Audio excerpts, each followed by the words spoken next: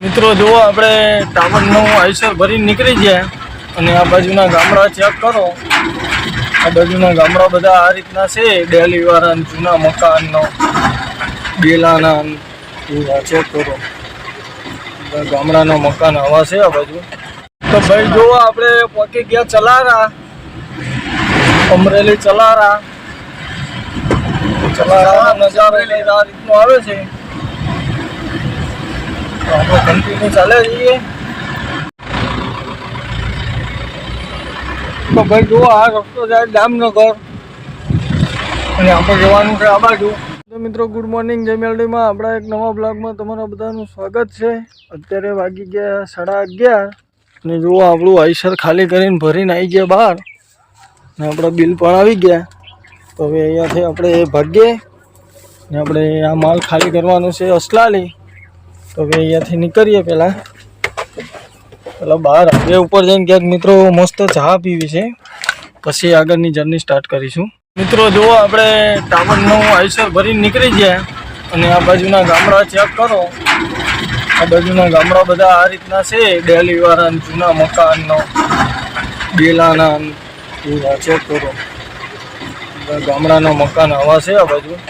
તો ભાઈ જુઓ આપણે ગાડી ભરીને નીકળી ગયા અને આ બાજુના ડુંગરા ચેક કરો, જુઓ પહાડ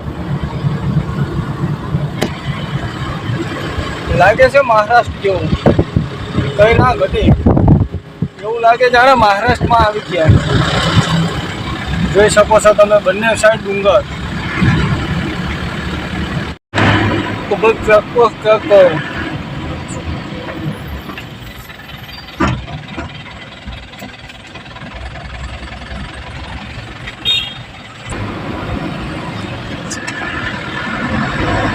તો ફાઇનલી મિત્રો જો આપણે રિટર્ન માલ ભરીને નીકળી ગયા ત્યાંથી અને અત્યારે પહોંચી ગયા ખાંભા।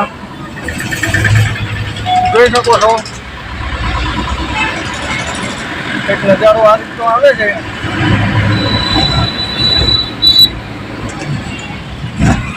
તો હવે નીકળીએ આગળ। ભાઈ આ બાજુના લુક ચેક કરો, પહાડ ચેક કરો, પહાડ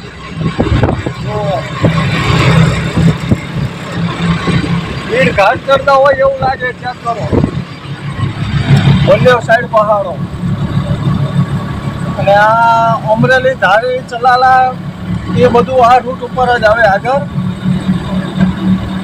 અમરેલી હજી 52 કિલોમીટર બતાવે છે અહીંયાથી।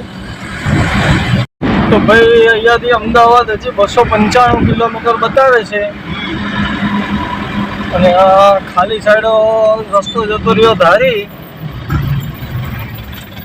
આપણે અમરેલી 24 કિલોમીટર છે બાકી હજી। બગસરા 28 કિલોમીટર છે અહીંયાથી, 28 કિલોમીટર બગસરા સીધા જઈએ તો ભાઈ જુઓ અહીંયાથી ખાલી સાઈડ રસ્તો જતો રહ્યો બગસરા બાજુ।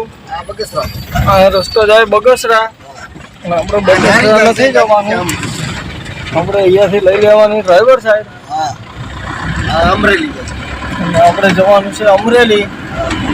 તો સીધા ચાલે જઈએ। તો ભાઈ જુઓ આપણે પહોંચી ગયા ચલારા, અમરેલી ચલારા નજારો આ રીતનો આવે છે। તો આપણે કન્ટિન્યુ ચાલે જઈએ। ભાઈ જુઓ અત્યારે આપણે પહોંચી ગયા ચાવડ ચોકડી, પછી ચાવડ ચોકડી અને અહીંયાથી આપણે લઈ લઈએ રાઈટ સાઈડ અને આગળ આવશે અહીંયાથી 30-35 કિલોમીટર પછી રંઘોડા ચોકડી। એ રંઘોડા ચોકડીથી આપણે લેવાની છે ખાલી સાઈડ। એ બધા વિડીયોમાં કન્ટિન્યુ જોડાયેલા રહેજો। તો ભાઈ જુઓ આપણે પાછળ આઈસર રાખ્યું હતું જમવા માટે અને ત્યાંથી જમીને નીકળી ગયા। જુઓ અત્યારે આપણે પહોંચવા આવ્યા છીએ ઢસા। ત્યાંથી હજી બોટાદ આ સીધો રસ્તો ભાવનગર જતો રહે, સીધો રસ્તો ભાવનગર હાઈવેને જોડે છે અને આપણે પહોંચવા આવ્યા ઢસા। તો તમને બતાવું ઢસાનો નજારો।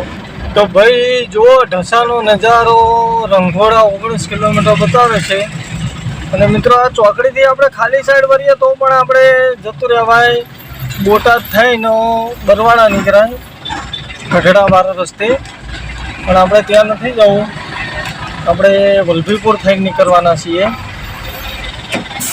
તો જો ભાઈ ઢસાનો નજારો કંઈક આ રીતે આવે છે અને આ રસ્તે જતો રહ્યો ઢસા ગામમાં અને આપણે આ બાજુ સીધા ચાલી જઈશું.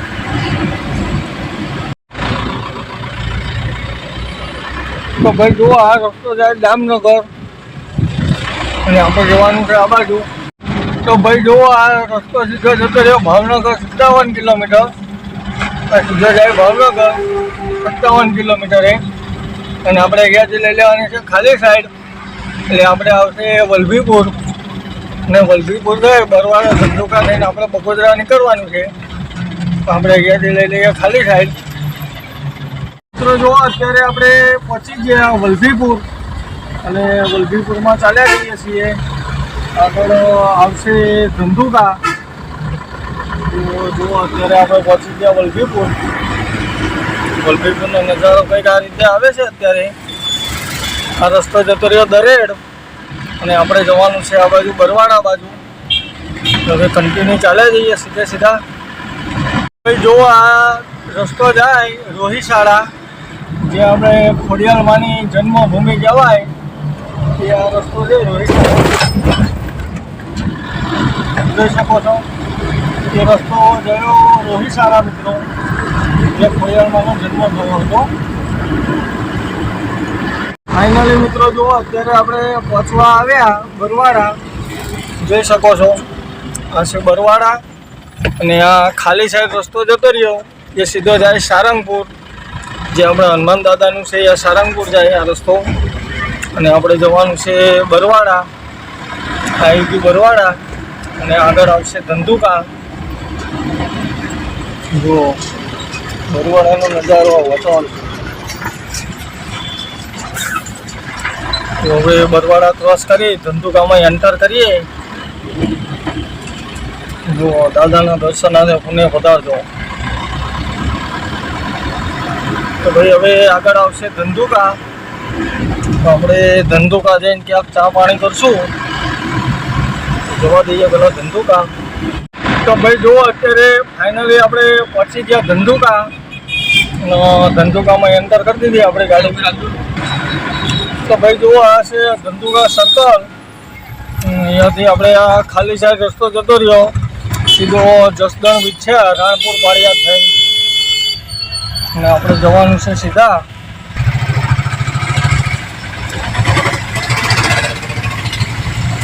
તો આ બાજુ આપણે સીધા ચાલ્યા જઈએ. ધંધુકા ગામ. તો ભાઈ જુઓ આ બાજુ ધંધુકા ઓવરબ્રિજ ચાલુ થઈ ગયો છે. એક સાઈડ ચાલુ છે જાવક માટેનો, આવક માટે હજી નીચે થઈને જવું પડે છે. તો આપણે ઉપર ચાલે જઈએ. તો ભાઈ જુઓ આ હોટેલે આપણે ગાડી રાખી હતી ચા પાણી પીવા માટે. તો ચા પાણી કરી લીધા. તો હવે નીકળીએ. તો ફાઇનલી મિત્રો જુઓ અત્યારે આપણે પહોંચી ગયા બગોદરા અને આ બ્રિજ નીચેથી આપણે લઈ લઈશું ડ્રાઈવર સાઈડ, એટલે આવી જશે આપણો રાજકોટ અમદાવાદ હાઈવે. અને આપણે રાજકોટ અમદાવાદ હાઈવે ઉપર બહુ નથી ચાલવાનું, આગળથી હાઈવે ખોલી દઈશું અને પછી ત્યાંથી લઈ લઈશું દ્વારકા બાજુ. જો બગોદરાનો નજારો રાતનો કંઈક આ રીતનો આવે છે અને ટાઈમો વાગવા આવ્યા છે 8:30. તો આ બ્રિજ નીચેથી આપણે લઈ લઈશું જમણા હાથે.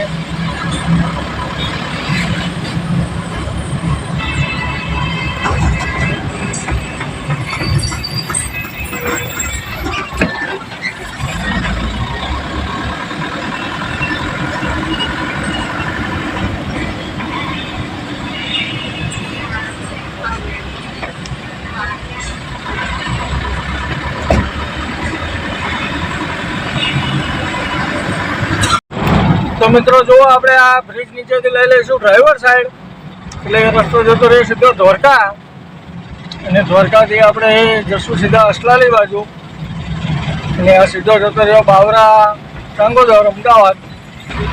તો જુઓ આપણે લઈ લીધી ડ્રાઈવર સાઈડ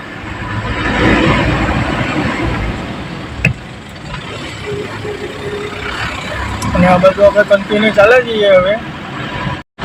તો ભાઈ જુઓ મિત્રો, અત્યારે આપણે પહોંચી ગયા દ્વારકા. દ્વારકાનો નજારો કંઈક આ રીતનો આવે છે અત્યારે રાતનો. તો ભાઈ જુઓ, આ 3 રસ્તાથી આ રાઈટ સાઈડ વળી જાઓ તો એ રસ્તો જતો રહે સીધો વટામણ ભાવનગર, આ રસ્તો. અને આપણે સીધા જવાનું છે કલીકુંડ સર્કલ. કલીકુંડ સર્કલથી આપણે લેવાની છે રાઈટ સાઈડ. તો બધા વિડીયોમાં બન્યા રહેજો છેલ્લે સુધી. તો મિત્રો જુઓ, આ છે ફૂલન ચોકડી અને અહીંયાથી આ સીધો રસ્તો જતો રહ્યો ખેડા બાજુ. ખેડા થઈને આમ સુરત હાઈવે મળી જાય અને આપણે લઈ લઈશું ખાલી સાઈડ અહીંયાથી. અને આપણે જવાનું છે કલીકુંડ અને કલીકુંડ સર્કલથી આપણે લઈ લઈશું રાઈટ સાઈડ. તો એ વધે આગળ. તો મિત્રો જુઓ તમે, અત્યારે આપણે પહોંચી ગયા કલીકુંડ સર્કલ અને આ સીધો રસ્તો જતો રહ્યો બાવરા. એથી રાજકોટવાળો બગોદરાવાળો હાઈવે મળી જાય પાછો. ને આપણે અહીંયાથી લેવાની છે ડ્રાઈવર સાઈડ. તો જુઓ ભાઈ, આપણે અહીંયાથી લઈ લઈએ ડ્રાઈવર સાઈડ. અને મિત્રો અહીંયાથી આપણે જે પાર્કિંગમાં જવાનું છે અસલાલી પેટ્રોલ પંપ, એ આપણી જર્ની હજી બાકી છે અહીંયાથી 38 કિલોમીટર.